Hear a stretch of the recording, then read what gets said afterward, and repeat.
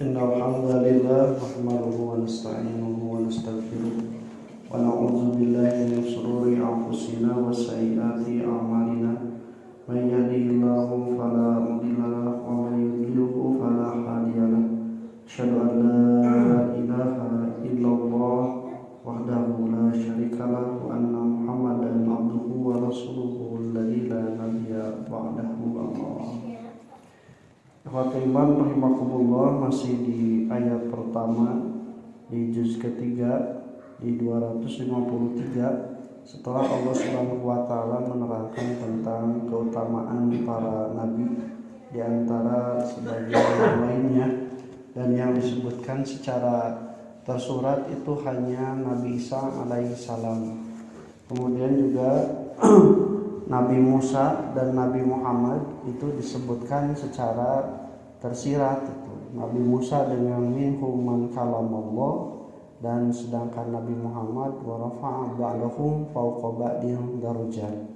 Yang disebutkan secara jelas di sini hanya wa ataina Isa bin Maryam bayyinah.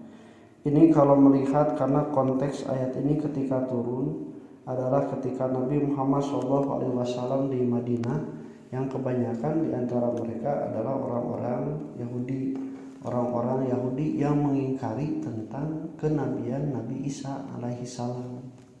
Makanya ikhwatimar rahimakumullah, kalau misalnya orang Nasrani mengingkari kenabian Nabi Muhammad SAW, bahkan sampai terjadi peperangan dalam sejarah yang paling panjang, ada perang salib, itu tidak aneh, karena ketika datang Nabi Isa alaihi salam saja, orang-orang Yahudi itu memerangi kepada orang-orang Nasrani. Jadi watimar rahimakumullah, oleh Allah disebutkan dengan kalimat walau sya'allahu maqtatalal ladina min ba'dihim. Dan kalau Allah berkehendak maka tidak akan saling membunuh. Kalimat iktatala itu dari kalimat kotala. Kotala itu memang diartikan biasanya membunuh, tetapi tidak semuanya membunuh. Kalimat kotala itu bisa berarti bertengkar, berselisih, berbeda pendapat, melaknat, seperti Allah qatalallahu yahuda wan nasor. Allah bukan memerangi tapi melaknat. Nah, kalau iktatala wajarnya sudah saling, artinya itu saling menyelisihi, saling berbeda pendapat, saling bertengkar. Nah, pertengkaran itu, perselisihan itu, maka puncaknya adalah saling membunuh. Makanya disebutkan dengan iktatala, qatala. Nah, atau qatala itu berperang, saling membunuh. Nah, ikhwatillahi, bahkan kalimat perang itu dengan kalimat qatala yang artinya itu saling. Qatala artinya saling membunuh. Bisa tuh? Lamun saling menyuapi bisa? Bisa. Saling memberi bisa? Saling membunuh? Ya duaan saling membunuh. Nu maot nu mana? Duanana. Kudu aya nu maot heula cenah hiji, kan nu hiji nu maot, usaha nu maehan anu hiji deui. Jadi Fatimah rahimakumullah, itu ibarat tentang peperangan sebetulnya. Makanya qatala itu, baqatilu itu bukan artinya saling membunuhlah, tetapi artinya adalah berperanglah. Karena peperangan itu sama, namun kita tidak membunuh musuh, nah kita yang dibunuh oleh musuh. Jadi dalam artian saling ingin membunuh satu sama lain. Nah, Fatimah rahimakumullah, kata Allah tidak akan, kalau Allah berkehendak, orang-orang setelahnya itu tidak akan memerangi satu sama lain. Nah, seperti orang Yahudi memerangi Nasrani, orang Nasrani juga memerangi orang-orang Yahudi. Bahkan di dalam kalimat ini disebutkannya walau sya'allah maqtatala ladina min ba'dihim min ba'di maja'atul bayyinat. Ini tidak disebutkan pihak yang lain, maka tidak menutup kemungkinan antara orang Yahudi saling berperang, saling membunuh. Maka tidak menutup kemungkinan antara orang Nasrani saling berbeda pendapat, saling berperang, bahkan saling membunuh. Buktinya sekte-sekte itu ternyata turun. Di Yahudi ada berbeda-beda sekte. Kemudian juga di Nasrani sampai yang terpecah belah menjadi dua paling besar itu adalah Protestan dan Katolik. Padahal di sana juga sebenarnya masih banyak sekte-sekte itu seperti Ortodoks dan yang lainnya. Maka seolah-olah Allah memperingatkan kepada kaum muslimin jangan sampai seperti itu. Sesama muslim tetapi berbeda-beda sekte, berbeda-beda ajaran. Walau itu tidak menutup kemungkinan karena memang sunnatullah adanya, maka itu yang harus dipegang itu adalah mimba dima ja'athumul bayyinat, adalah setelah datangnya petunjuk. Nah, ikhwati iman rahimakumullah, maka petunjuk inilah yang memberikan keputusan terhadap siapa yang benar ataupun siapa yang salah, siapa yang harus mengikuti yang lain dan siapa yang harus diikuti oleh yang lain adalah dengan adanya bayyinah. Ibarat lamun poek makabihanana teh kaset muncaa teu kabeh beda-beda. Nah, ikhwat iman rahimakumullah, keterangan itu seperti itu. Jadi dia memberikan penjelasan tentang perbedaan satu sama lain, dan setelah jelas orang itu harusnya ada ketika menerima hidayah itu dia menyambut, karena kan lamun anu poek terus dicaangan bunga, tapi kan teu sadayana kitu aya nu keur poek dicaangan teh ngadu ngambek ya, nu maksiat anu maling kan dipoekan teh ngadu ngambek. Nah, ini adalah membuktikan ternyata hati-hati mereka itu berada di dalam kekotoran, sehingga ketika diberi hidayah itu lain bunga tapi ngadon ngambek. Nah, rahimahullah, kemudian walakini talafu, tetapi mereka itu berselisih.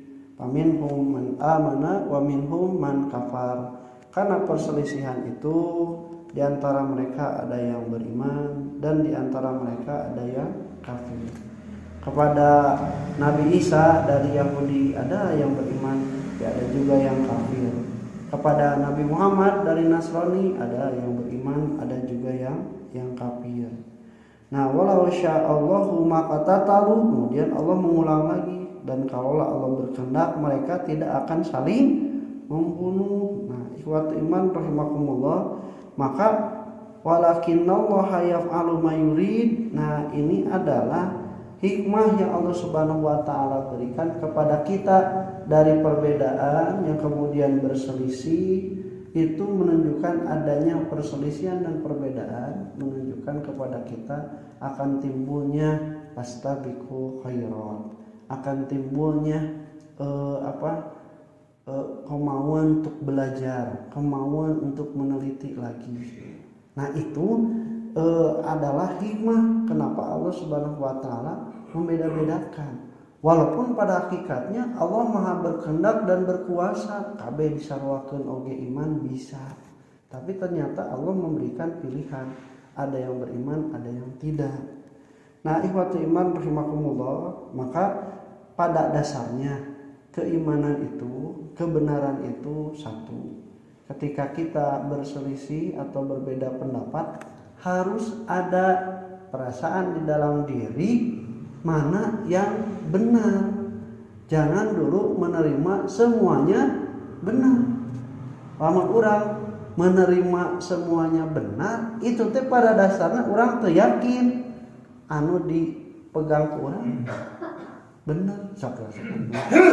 Jadi kalau kita memegang teguh bahwa Islam adalah agama yang benar dan ini yang hanya akan diterima oleh Allah, yang lainnya itu tidak diterima oleh Allah Subhanahu wa taala, itu adalah suatu ketenangan karena keyakinan yang benar, keyakinan yang penuh terhadap itu.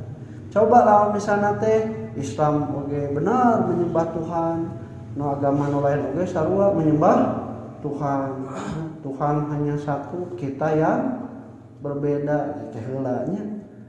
Jadi ku kalimat kitu teh seolah-olah menggambarkan urang sorangan teu yakin karena agama anu dicepeng ku urang.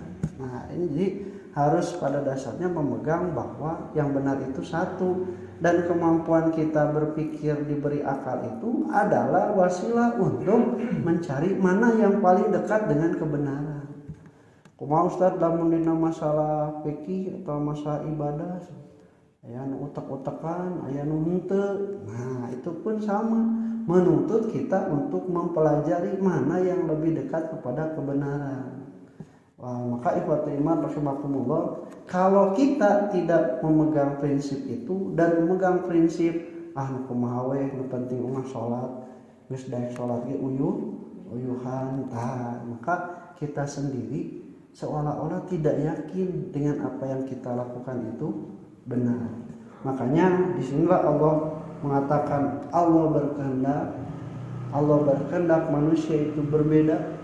Walaupun berbeda itu tidak harus bertengkar dan berselisih, karena perbedaan justru yang memacu manusia untuk lebih baik, memacu manusia untuk saling termotivasi, memacu manusia untuk membantu satu sama lain. Qul qouli hadza wa astaghfirullah li wa lakum. Assalamualaikum warahmatullahi wabarakatuh.